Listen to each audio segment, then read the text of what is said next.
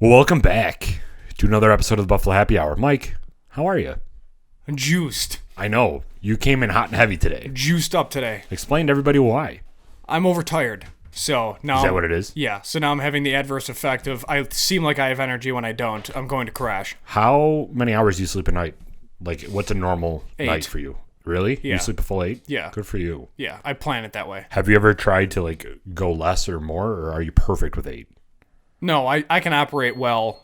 Christ. All right. Well, Cheers. I didn't even know that we were recording. Cheers.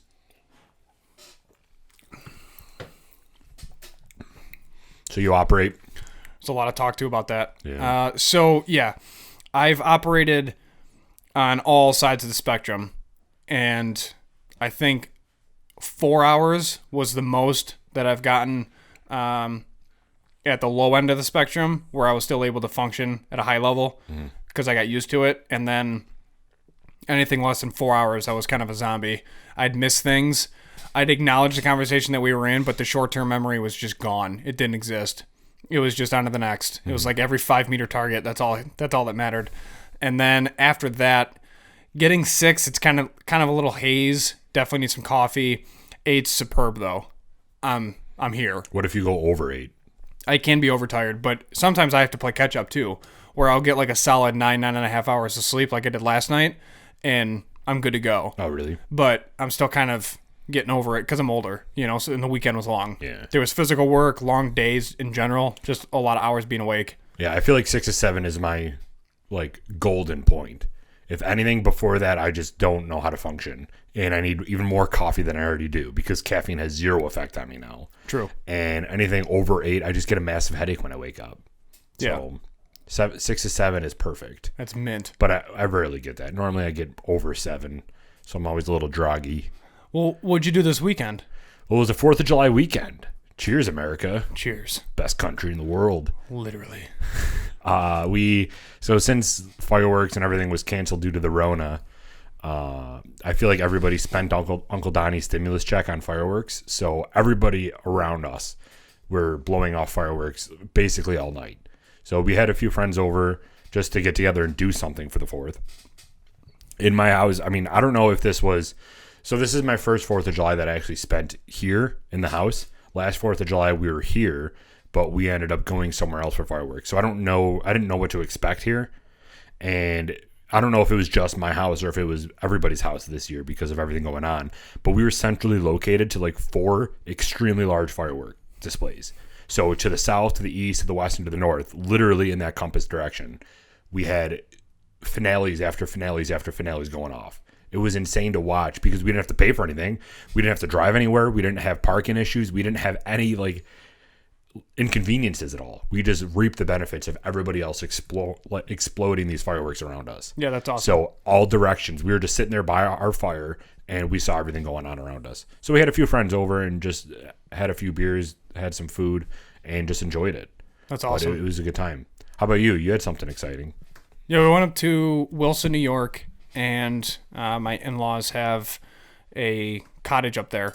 So swung up there for the weekend, hung out, got away from cell phone towers, which was incredible in its own. And I held a whiskey tasting representing our podcast for all the guests, and then gave them a spiel of basically who we are, what we do, how we're promoting small local businesses, and then how... Do you know how to relax? No. Because even this day, like, you should be relaxing with family. You're like, I'm going to promote the podcast. Yeah. I love it. 100%. Went through how, we introduced merchandise to then basically immediately donate back into the community. And I gifted all 4 bottles to the homeowner, my brother-in-law's dad, because, thanks for having us type thing. So he got all 4 bottles afterwards, and then he was thrilled on that. But basically people came up and I posted about it on our Instagram, so definitely head over to Buffalo Happy Hour 12 on IG or our Facebook page and see the photos. But had Southern Tier, Black Button, Hartman's, and Mackenzie bourbon all lined up. Chose a Hartman's rye, and it was great. I mean, everybody loved it. People thought that it was a blast. They learned a ton. I went through the nose process, how to accurately get a nose, taught them a few things about whiskey in general, how it's made, aging, all that fine stuff, and it was a good time. So after that, I took a nap in a hammock and hung out. We went on the boat. cooked myself like bacon, and then basically just, kept having brown. Just kept drinking. Nice. What was the crowd favorite there out of those three? Hartman's. What did you have? So you had, can you go into the specifics on which one you had for each? Yeah, so Southern Tier Distilling, we had the American whiskey aged in maple syrup barrels, and then we had, to its left, Mackenzie's straight bourbon, 91 proof, which was incredible. Then after that was Hartman's Rye, which ended up being the fan favorite. Mm-hmm. And then after Hartman's, we had Black Button 4-grain bourbon, blue label, above you, and that was second. Mackenzie's was third, and then Southern Tier was fourth. But that was just because they had to. I asked them to just rate one, but all of them were thoroughly enjoyed. So, nice. Nobody really had any bad things to say at all about any of them. So that was really cool. They also realized how good local whiskey can be. Mm-hmm. So that was neat, just watching their experience and understand, like, wow, this is all in New York. We went over Single Malt. We went over Empire Rise. Just talked about New York whiskey in general. And it was just a really cool conversation to have with people that aren't in the scene as much as we are, but then still able to get the ins and outs of how things start, from the distilling process, and then hearing the distilleries' stories, hearing about the owners and how down to earth all of them are. Right. And it's just really cool to watch their face as things start to click, because everybody has like a general consensus of what whiskey is, but when they hear the specifics that kind of link all those dots, it's like a huge light bulb, and then their appreciation just goes way through the roof. So that was really cool. But sold some t-shirts, which is huge, obviously, just because it's further promoting, local nonprofits. So that was great. We appreciated all that. But yeah, it was just a really good time. So now we only have like a quarter left. Yeah. Between everybody that pre-ordered, everyone that bought since we started selling these, and now with your event, we only have 15 left, 10 left. Yeah. So if you want one, put your name in, send us an email or a DM, and we'll get to you, because these are selling these are quicker than we thought. Yeah. We should probably up the quantity to 100 next time. We'll get there. But it was cool. Nice. Well, that's fun. And kind of to that point, just getting people to understand how good local whiskey is. I was shared by a friend the other day that he doesn't even drink Crown anymore, and he just drinks straight Black Button after I introduced him to it. So it's something that just continuously solidifies what you and I do, bringing light to local businesses, because most of the time they're better than some of the national brands. Yeah. Because they can put more effort into them. Right. So what was your highlight of the weekend? Because you had a lot going on. Highlight to the weekend was probably waking up early before everybody and brewing the coffee that was pre-made the night before, and getting Sam into his first walk, and then letting him swim in the lake just before everybody was awake. It was just me and Sam. Isn't that one of the most gratifying things? Regardless of what you're doing, on a vacation, waking up early is the best feeling in the entire world. I don't sleep when I leave, dude. Like, sometimes I literally feel like I have to take a vacation from my vacation, because when I'm on vacation, I don't sleep. I'm up early. I'm either watching the sunrise or taking a walk or a hike or playing with Sam, doing something crazy. And then when Colleen wakes up, then we start like let's have a vacation breakfast. But most of the times you don't go to bed until late either, because Correct. You're having a fire the night before. Yep. So you'll go to bed at 1 a.m. and wake up at 5:30, 6 o'clock every time. I'm the same way. Yeah. You and I would not be very good vacation buddies. Or we would, and we would have. Or we would, but we'd only have to do it for 2 days, because you and I would be dead somewhere. Seriously. But yeah, I do that too at every vacation that I go to. It's just something that I don't want to waste the time, first of all, because you're there exploring something new. You don't want to waste daylight. But also, there's something to say about sunrises and sunsets in different parts of the town where you're not used to being. So it's cool. Yeah, no doubt. Waking up early is a good part. So Sam did go with you? Yeah. Me and Sam. He's 3 now, so I'm trying to get him way more comfortable with water. And to that point, he is way more comfortable with water now at the age of 3 than he was at 2. So I threw a stick in. He was all excited to get the stick. And then since a couple weekends ago when we were in Syracuse at her dad's place with his pool, Sam is getting way more comfortable in the water. So he used what he learned from the pool and implemented that with the lake. Oh, nice. And he started swimming to get the stick, which was a huge step, because now I can just play fetch with him and let him swim and get tuckered out. So did that for a little bit, and then one of the sticks was too far, but he just kept looking at me like, hey, can you help out? So of course I just jumped in with him. I didn't care. So I just walked back soak with Sam, and we just had a ball. And then I looked at the clock, and it was like 6:30, 7 o'clock. I was like, all right, yeah, let's go shower because I'm already soaked. Yeah. But yeah, it was a good time. I mean, it was super relaxing, and that was probably the highlight, if not just getting away from my phone was another huge highlight. Yeah. I'm just the news and current events and work, and it's just nonstop. So just not having cell phone service was amazing. Yeah. So Cool. yeah, How was the lake? Was it beautiful? Because you're in Lake Ontario, right? yeah, it was gorgeous, and it was the perfect temp. Was Because it packed too? Like outside of your party? No? Nice. No. Everybody there,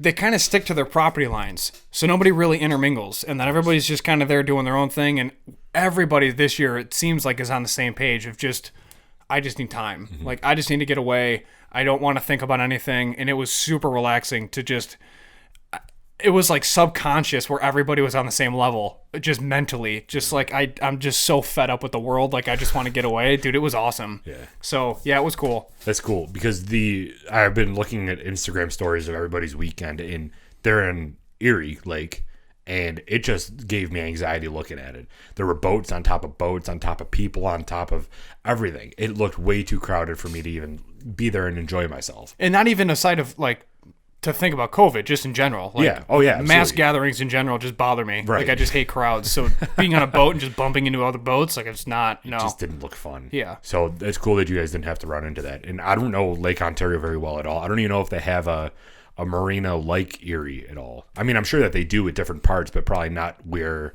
Wilson is. No, so Wilson is basically built and designed to have an island and a yacht club so that okay. you can basically dock and have a slip, and then each specific like cottage, which it's a small house, has its own dock.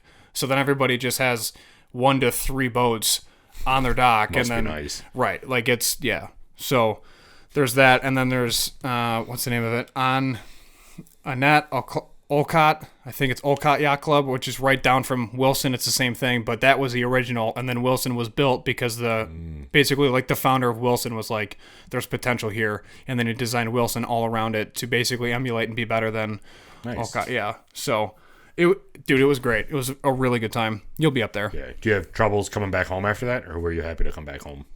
No, I was fine. Yeah. I didn't want to drive in general just because I was exhausted, but yeah, it's 45 minutes north. It's not bad. No, it's a little not bad. staycation at the same time. Yeah, we just booked a staycation to go out to the Finger Lakes weekend in the middle of August just to get away, just to, even if we get, like, we just rented a house on the side of one of the lakes there.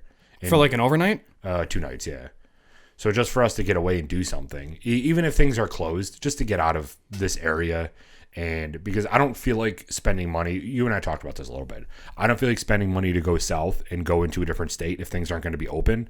So I'll just drive somewhere, spend a little bit of money, but still experience being away from everything just to relax and kind of regain some consciousness after everything that's been going on. So we ended up booking that. What's included in the house?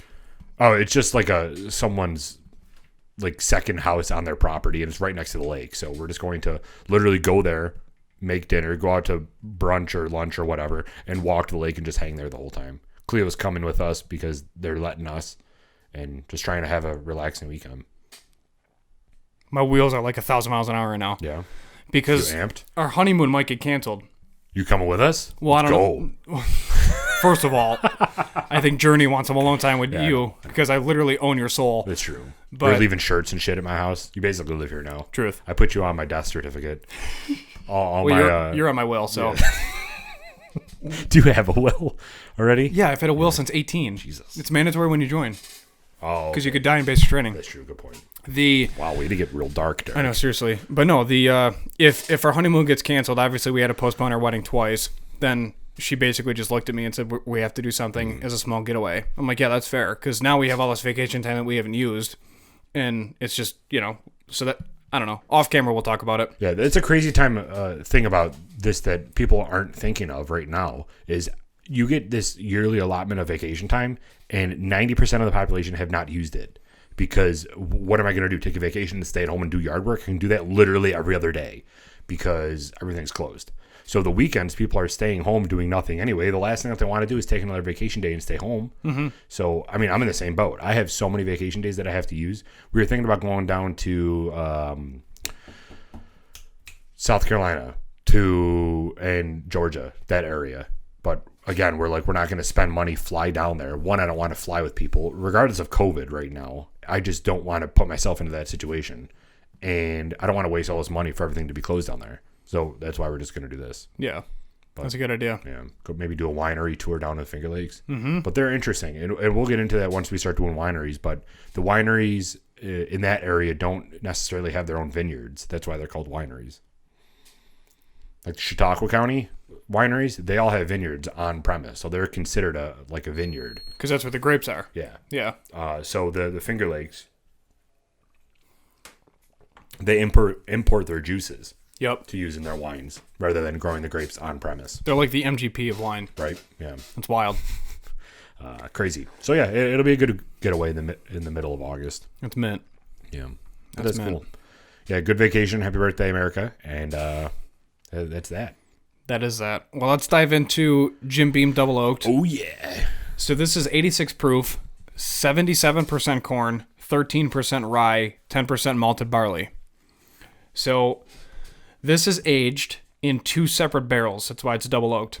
It's first placed in charred American white oak barrels for 4 years and then poured into another charred barrel to mature for an undesignated amount of time. Perfect. It is in the barrel as long as it needs, and it's all based on taste. Really? All based on taste. I'm looking at this American whiskey because that's double oaked too, so I was comparing the two. Mm-hmm. So, backstory on Jim Beam. There's a lot to get through here. Went a little crazy on some research. Buckle in, guys. So in 1740, when the United States was still of 13 colonies, the Boehm family first arrived in America determined to live the colonial dream. 48 years later, they'd relocate to where central Kentucky currently is and Americanized their German name to Beam.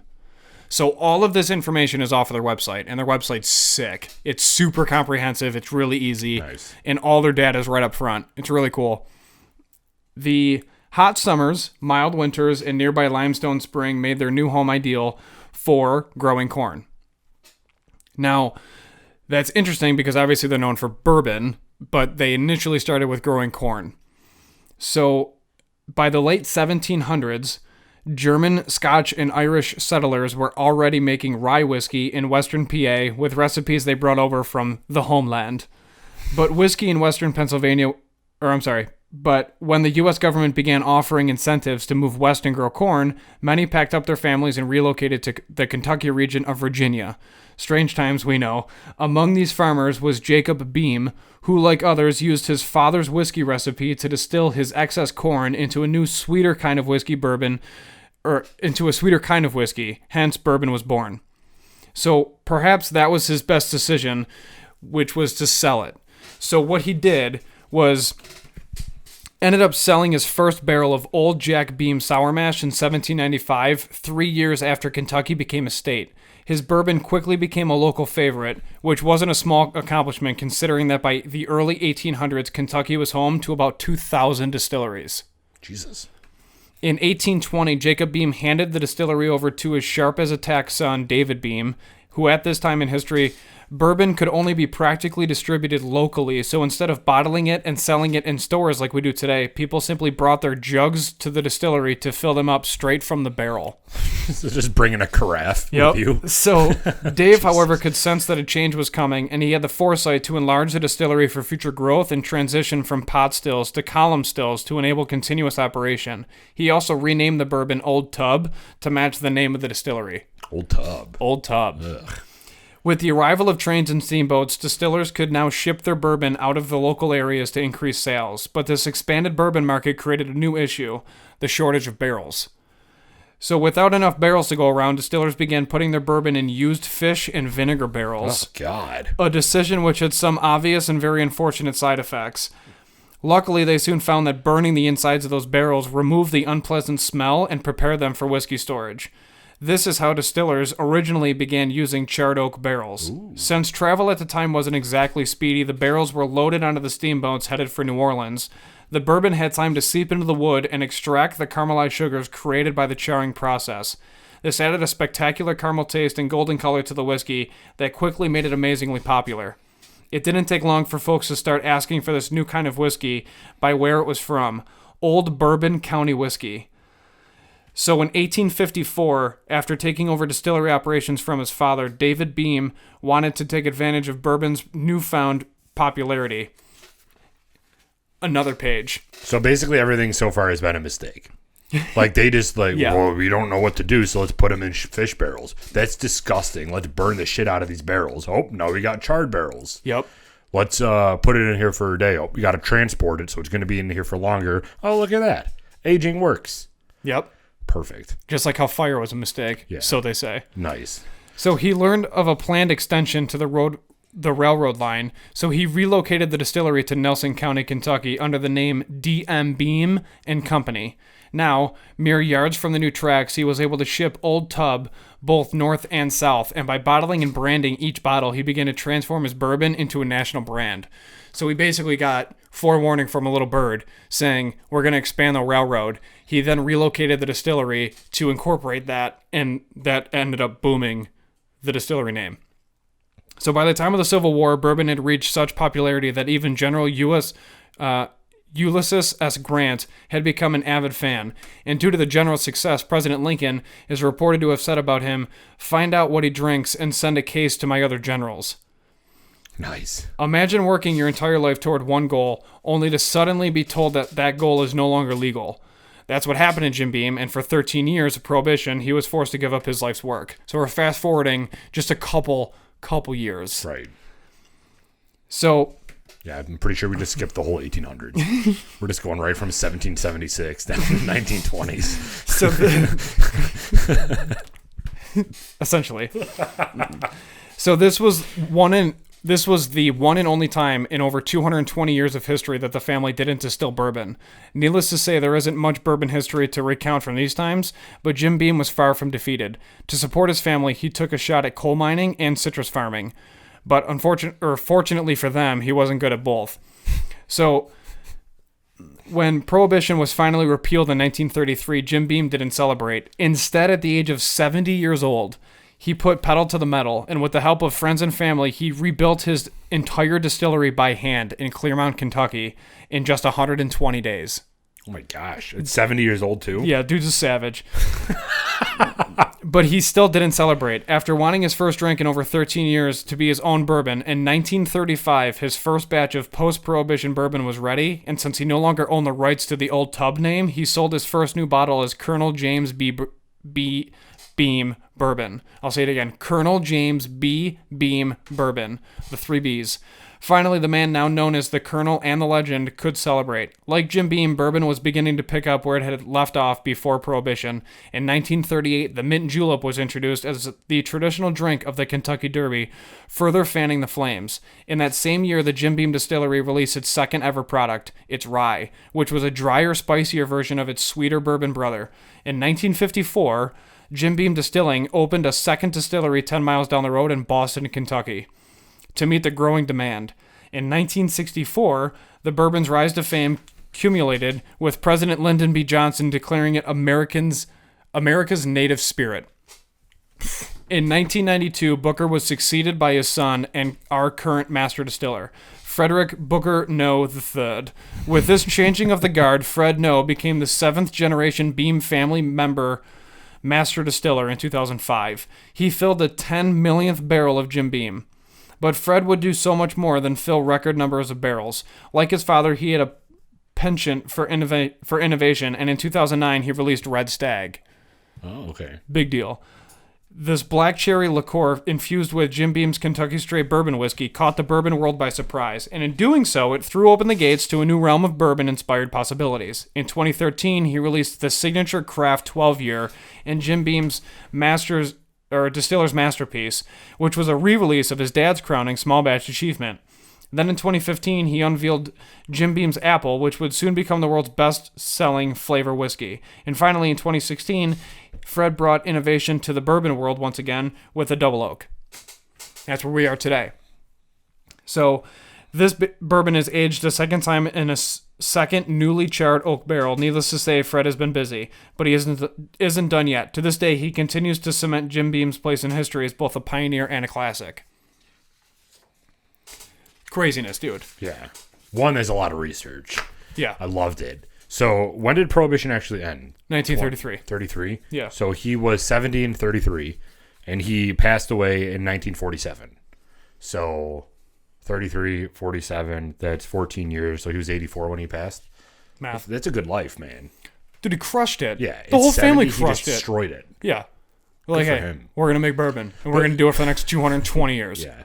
That's interesting, though, that you said that it's going to, or what was that last line that you read?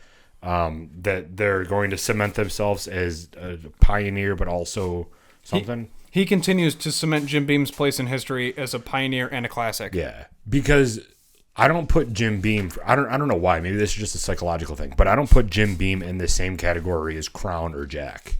For me, it's like an elevated level. You think it's above both of them? Yeah. Just from a like, and maybe it's just because people don't. I guess there's no real name, like drink name after Jim Beam, right? Like you got Jack and Coke, you have Crown and what? Crown and Jim, I mean anything. Yeah, but like Jim Beam, you don't say I want a Jim Beam into something, do you? I've never heard of that. It's just not as like associated with mixed drinks, I feel. Yeah. Which is what makes me, I guess, have a little bit more respect for it. I agree. But that's interesting. Yeah. What a history. Good Crazy. thing they got rid of that Old Tub name. Can you imagine buying a whiskey? Yeah, can I get the Old Tub Double Oak? What I want to do is just go back to the old ways of refilling my pint. And you basically just show up and then fill it from the barrel and then walk home. You just take a growler. Yeah. Like, can I get more whiskey? Give me Insane. half the barrel, son. I know more than you. Rethink that move. Yeah, that's wild. And also, too, like getting whiskey from a barrel that was once used for fish or vinegar. It's disgusting.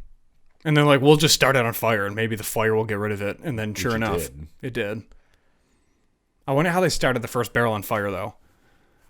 Like, what did they do Yeah. to start the entire barrel on fire? We were to talking about that eliminate- with Justin. Yeah. It's an interesting concept. And now with them turning to charring instead of, or toasting instead of charring. Yeah. I don't know. We'll see I what got some happens. vinegar upstairs if you want to try to put a little in our whiskey. Yeah, I'll pass. So should we get in a cocktail section? Because it's been like, I feel like 42 minutes already. Sure. How long has it been? Only 27. Really? There were 2 beeps. Oh, it's because we started on a beep. Yeah, we started 0.04 seconds in on a beep. That's true. So we just started guzzling it from the beginning. Well, let's at least get into cocktail section and crush that. Sounds good. All right, drop the beat for the cocktail section. Cocktails. Thank you for not looking at me that time. Appreciate it. No problem. My cocktail is the double oaked fashion, which consists of 3 dashes Angostura bitters, 30 milliliters of double oaked bourbon, 10 milliliters of sugar syrup, and an orange twist to garnish. You fill a large glass with ice, you pour the whiskey, then the sugar syrup, then the bitters, hit it with a quick stir, and garnish. Ooh. That's all you need, man. Nailed it. Mine is the Jim Beam Cranberry Cola. It is 2 parts cranberry juice, 0.5 parts of de Coupier triple sec liqueur, 1.5 parts Jim Beam bourbon, 2 parts fresh lemon sour, and a lemon wedge. Preparation: build ingredients in order listed over ice in a tall highball glass. Garnish with a lemon wedge. And that's your cocktail section. One of these days, we keep talking about this, but we have to make a cocktail. Who knows, man? Maybe we'll just make bacon and steak, have our neat option for episode 50, Nice. and then throw in a cocktail at the end and say cheers. Or we'll make a cocktail for our 50 birthday second? episode. Yep. For our birthday episode. What are we going to do? We're almost there, man. What episode is this? 42? 43? Yeah, 42? We're almost there. 10 more and we've been here for a year. We got to recap our year. We've done a lot. Yeah, we need a yearly recap episode, Okay. which will be on our birthday. Yep. Mint. I'll start building it now. Speaking of mint, I'm stoked for this refill on Le or Low. Why are you so dehydrated? Because I won't stop talking. All I do is talk now at truth. work. It's ridiculous. Yeah. Everybody just went, hey, oh, hey, oh, hey. Say hi to your mother for me. Hey, man. Hey. Just guzzling that water down. Goodness, that was good. All right. So, cocktail section's done. Instagram is growing. We're gaining followers. We're gaining subs. YouTube Studio is broken right now, though. Whatever. It keeps telling me that we're losing subs, which is it could happen. You know what? We'll just roll with it. We'll just let it go. We'll just roll with it. So we have quick recap of what's coming up. We got 4 Mile Brewing in Olean this weekend. Then we have July 15th would be after that, which is Resurgence Brewing. Mm-hmm. There's a lot to discuss with them. People are excited for that one, too. Very, very excited. Then we have Rachel Glover with Devil's River Whiskey. And then we have Macy's Place Pizzeria at the end of the month. And then we have Frankie's Basement Services in August. And then we have Bull Creek Strategic in August. Frankie's Basement Services. What is that? Frankie's Basements. Let me tell you something. First of all, Frankie is a great guy. And Frank is old school Italian. You can tell by the name Frankie Basement Services. Yeah. So, and his father, Frank, started the business 40 years ago. And it started as like a landscaping business that bloomed into a plumbing business. And now they do concrete and foundation resealing in residential homes. They also do like erosion prevention. They can clean crawl spaces. It's nuts. Frank's a great guy though. So at the age of 14, he was forced to work summers with his dad, and he would move clay buckets out of people's basements at 14 years old. This guy sounds like the real Ron Swanson. To put some hair in his chest, no doubt. So from there, he asked his dad once he was able to drive for a vehicle. You know, he thought, hey, my dad runs a successful business. Maybe he can throw me a bone, buy me my first car. So he asked. So his dad surprisingly said yes. However, it arrived with no engine. So Frankie goes, well, Dad, how am I supposed to drive when there's no engine? And he goes, after next summer, when you work, you can afford your new engine. So he had to buy his own engine for his first car. And that's how he got his first car from his dad. That's kind of sick. It's amazing. That's like a real flex move. Super, super hard flex. So after crushing that, now they grew to being in business for over 40 years. Their customer service is absolutely exceptional. They have like 130 employees. They just bought a new building in Tonawanda. And because of that, they wanted to bring us on to self-promote their business and be a part of their grand opening for the new facility. That's sick. Mint. It's dope. Yeah. So they're building a ton of stuff, which we'll talk about later, but they got like an industrial kitchen for all the employees to use whenever they want. They bought this massive old manufacturing facility. Are we going there to film? Yeah. Nice. Yeah. So it's going to be sweet. And also, too, with this episode releasing on Monday, last Friday, Sexy Slices interviewed. The interview went live. So if you haven't checked that out, also go back and check that out because it was a great conversation. And we had a lot of food, man. Way too much food. We had a lot of food. So for the people that don't know, because the interview doesn't really show how much we actually had. Not at all. And it was kind of hard to hear the gentleman bringing it out. So, again, thank you so much, Carbones. Carbones were the people that hosted us. During the interview itself, we had, correct me if I forget something, Michael, pizza logs, mozzarella sticks, boneless wings, chicken fingers, tacos. That was the first batch, I'm pretty sure. Second batch was every single different type of wing that they have. Yeah. There was, 15 different types? It looked like about 15, 10, 15 different types of wings. So we had all that. 3 wings each. Yeah. For the 3 interviewees. Correct. So we got that, which was too much food at the time. And then he decided that he wanted to bring out pizzas, which were 4 different types of pizzas. Yep. Including a pepperoni, because obviously you have to have a pepperoni pizza when you're talking to the man, the myth, the legend, Sexy Slices himself. Yeah. And then we also had subs. He just brought out subs. Yeah. It's like, dude, you're going to kill us. But all the food was fantastic. Did you destroy the whole thing? Yeah. Yeah. I destroyed 90% of it, and then Gina threw it out. Threw it out? Which was probably for the best, because I would probably have had a heart attack. Wow. Yeah. It was a lot of food. It was a ton of food. Way too much food. But it was great. So, Carbones, again, thank you so much. And we'll be back to interview them, too, at some point, I'm sure.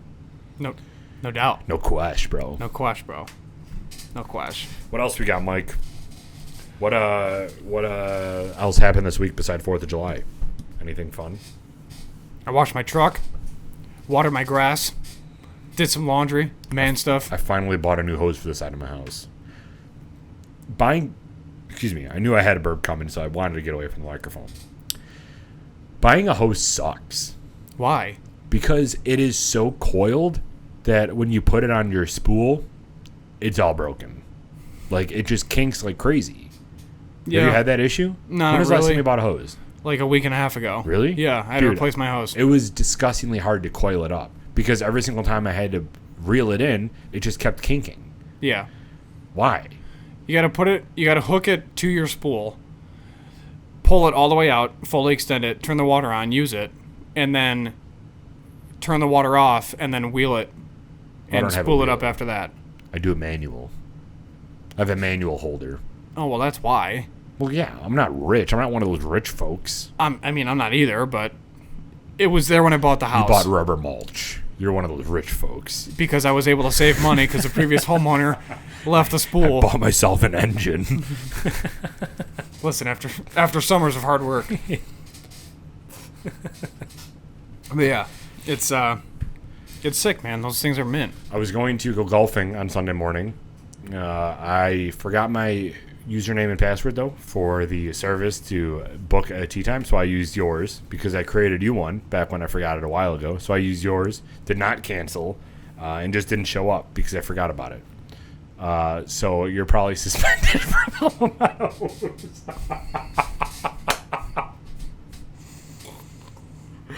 I was going to go, but it was hotter than hell that day. That sounds like a you problem, bud. Right? So you're never able to golf at Elmo Meadows again. Just wanted to let you know. That's fine. Until we make a new user ID with someone else's phone number. We'll make it with Journey's phone number and we'll go. That course drives me insane anyways. Yeah, it's the worst. And then somebody goes there and hits like a 54. It's like, you know what? Go away. Well, the last time that we went, we were behind like 14 old women. Yeah. Because it was a women league. Yeah. And we were able to finish 9 holes in 4.5 hours. It was terrible. We normally don't go. But I had nowhere else to go and I wanted to go there so bad. And then just didn't go. I went disc golfing instead. Have you ever tried disc golfing? No. Would you ever want to? No. Why? It's not me. What do you mean it's not It's you? not me. What do you mean? It's not my cup of tea, man. I play ultimate frisbee and tackle people. I don't disc golf. You golf. Yeah, real golf. Yeah. I'm not going to combine frisbee and golf. It's not a thing. Why not? Yes, it is. No, not in It my is. world. No. What are you trying to say? It's, You should try it. It gets you out with nature. so does It hiking. really connects you with the mosquitoes. So does living in the woods. Go do that. Go rough it. Why can't I do both? No, it's just not. It's a beta move, bro. You're repping one of our hats. First time I think we've shown it, right? Did we wear it last week or no? I can't remember. No, I don't think we did. This is the first time it's on camera. Show them. Talk about it. What do you think? You like it? Huh? Huh? You like that? Can I zoom in? Is this Yeah, fucking zoom in. up? See what happens. Oh, that's reverse. Oh, man. Oh, man. Look at that. Put your head down. Put your head down. Put your head down. Why don't you lift the back of the camera? Because I don't want to mess things up.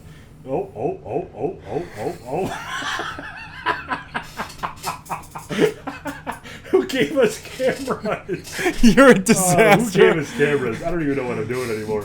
Now you gotta stand up and fix I it. broke it because this thing broke during one of our interviews. Look at Let me that. Zoom back into you. This Look at is that. quality There we go. content here. Quality content, huh? All right, Look we're at back that. to normal. But yeah, so those are the new hats for everybody that didn't know. Good lord. I just had an Jesus aneurysm Christ. watching that. I know. Those are our new hats. We work with a company called Safari Sun out in Florida. Safari Sun down there in Florida. Rida. Yeah, Florida. Because we're looking to sell some hats. So let us know if this is something that you like. Yeah, let us We're know. also going to be working with a local company to see if they can also provide us with hats.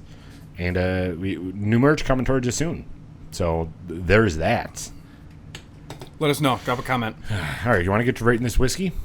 Jim Beam Double Oaked. Let's rate it. Go for it.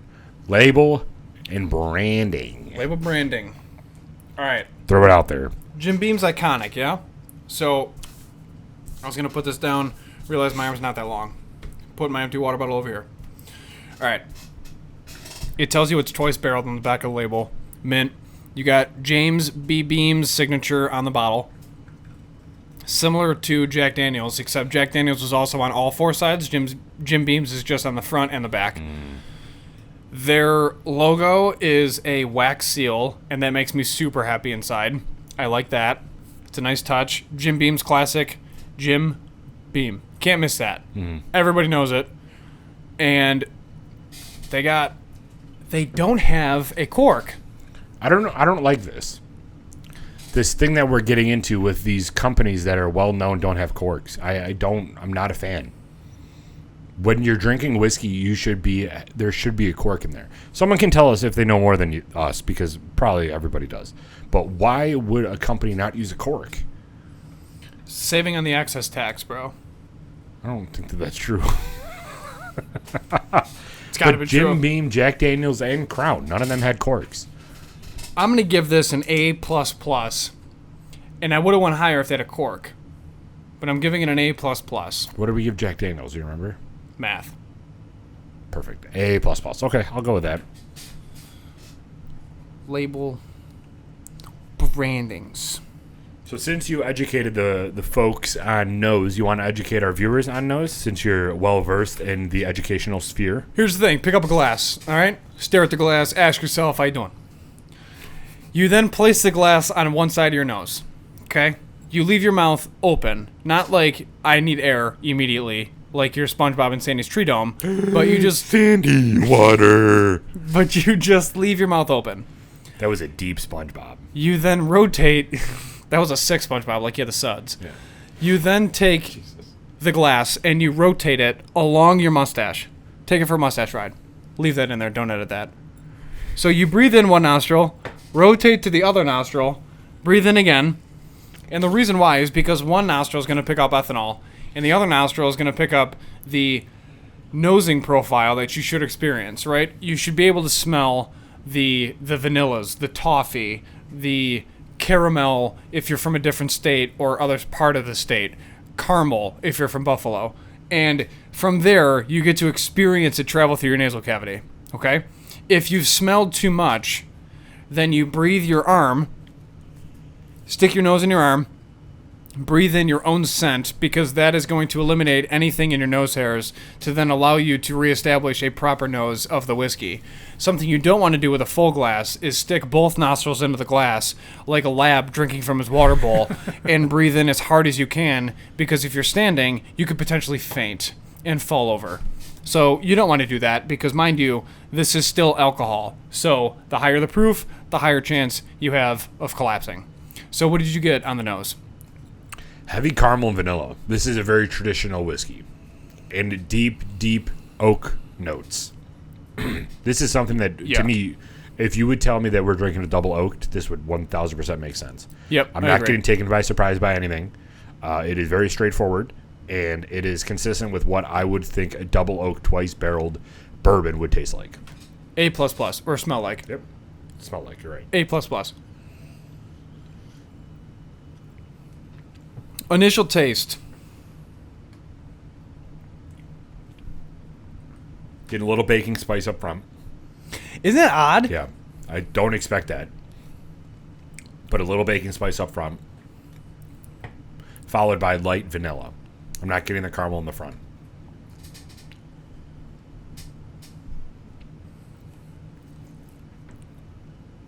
Do you agree?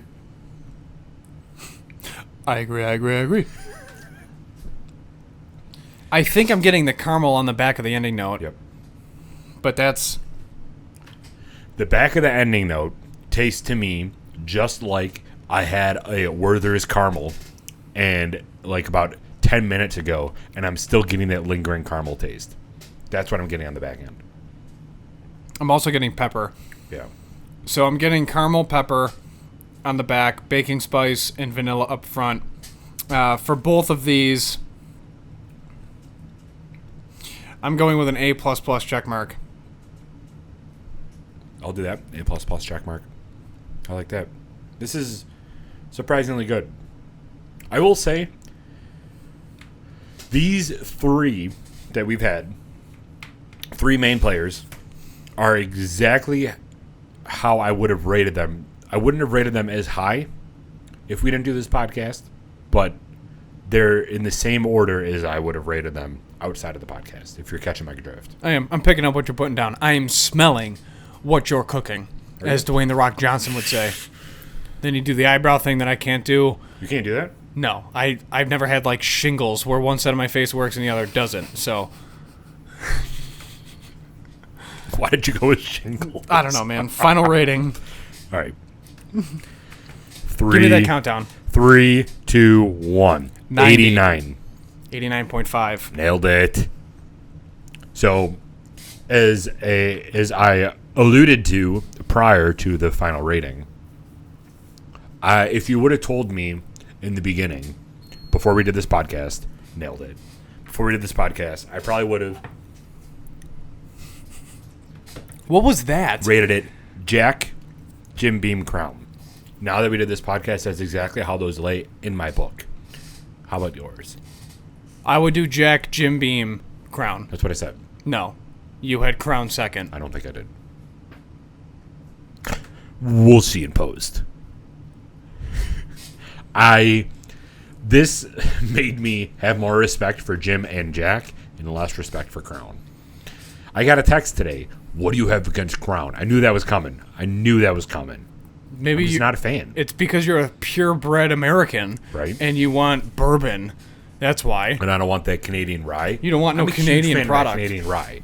But I would rate, or we did rate Alberta rye higher than the Crown Royal.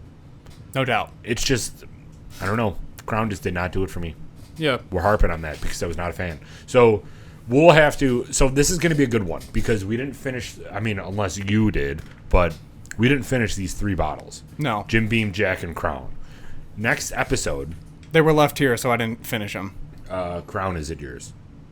Oh, yeah, that's right. Yeah, you took Crown Crown is home. still there. So what we'll do is we will do next episode. We're not going to do a whiskey next episode. Who do we have for next episode? Who are we talking to? Who's the next person we're talking to? Olean. So From we'll have Alberta. their we'll have probably their beer if they can it. Anyway, in an upcoming episode, we are going to do 5 whiskey tastings, and we're going to talk about them. Sounds super sobering. Maybe that's what we do for our birthday episode. We do because it'll basically be a recap of what we did, It'll be all the things. and we'll do Crown, Jim Beam, Jack Daniels, Elijah Craig, and Bullet. Yeah, because Four Roses and Larceny were destroyed. So we'll do that. We'll do it in little shot glasses so we don't get beamed. And that's what we'll do. We'll do a whiskey tasting and see if what we have correlate with what our ratings were. And we'll have Journey pour. Yeah. All right, I like it. That's like it a good. lot. That's good. That's good. Also, That'll be a if, good birthday episode. if anybody's wondering why I'm wearing Bills attire, it is because we had our first Bills player comment on one of our posts on our Hell Instagram. yes, man. Talk So, about it. Defensive end Cox commented, and I was stoked. But thank you. I have no idea how you found our page, but we appreciate you. I mean, we're not famous. We didn't tag Bills. We didn't tag the Buffalo Bills. No, we didn't tag anything. Nothing. I mean, we tagged Buffalo, but that'd be a crazy hashtag to monitor. People post about hashtag Buffalo all the time. Yeah. So I don't know what he found us in, but we'll start tagging him in posts and get him on the episode in the future. So here we go. No, I'm just kidding. But that'd be sick. Have you ever thought about who we could potentially interview once we get to that point? Yeah, all the time, and then I almost leave the road because I get so excited. Then I hear the rubble strips through my truck, and I'm like, oh, goodness, I almost killed Bambi. God. It would be insane. If we can get a Bills player on here, I don't know what I would do. I've seen Sean McDermott in real life once. I was sweating. The rest of my workday was shot. Couldn't fathom. But Couldn't fathom it. there are Buffalo Bills podcasts out there. So if they were to attend anything, I'm sure it would be theirs. But how sick would it be if they're like, dude, I love whiskey. Jim Beam's my favorite. Can I be on the next episode? It's like, hell yeah, man. Absolutely. Yeah, I would literally review Bison Chip Dip to have them on an episode. I wouldn't care at all. Frank's mustard. Yeah. No, Frank's hot sauce. What am I talking about? Yeah, Weber's mustard. Weber's mustard, Jesus. Am I Frank's even hot from sauce, Buffalo? Miller's horseradish. Now I'm all do it. stoked. Dude, Colleen's... The fiance wants me to go home and grill. I'm going to stand there with a stogie like a man, water my lawn, What are you going to grill? and grill chicken. Nice. Chevettas. I don't know. We'll I have don't know them on. We can have them on. I don't know what she's marinating this chicken in, but I'm stoked. It's probably from meal prep. All about it. We have a update too on the Open Arms interview, so that is being rescheduled. We are in talks with the people at Open Arms, so we can have them on an episode, and then we can give them their donation once we sell our shirts. Also, we're going to be reaching out as well to ensure your shirts arrive promptly and that you've paid so that we can donate. Yes. So we're excited. We appreciate all of you. Send us out, Mike. Give them the pitch. We are on Facebook, Instagram, Twitter, Apple Podcasts, iTunes, Spotify, YouTube, and any other podcast platform that you like. How many countries are we in? 14 countries, 24 states. What? Yeah. 14 countries, 24 states. You boys are international. We are out there. So, asking the people in Greece, how you doing? So, feel free to give us a follow. Feel free to subscribe on YouTube if you haven't. Drop a comment. Give us a like. We appreciate any and all support. We're looking forward to providing outstanding content for all of you throughout the rest of 2020 into 2021 and beyond. And we will see you next week for episode 43. Derek. Our next milestone is 1,000 followers on Instagram. Yes. I want that soon. It's going to happen. Share our page with your friends. Let us grow so we can help everybody else grow. Let us grow with you. Feel free to be on the journey. Absolutely. We appreciate all you, and we're out.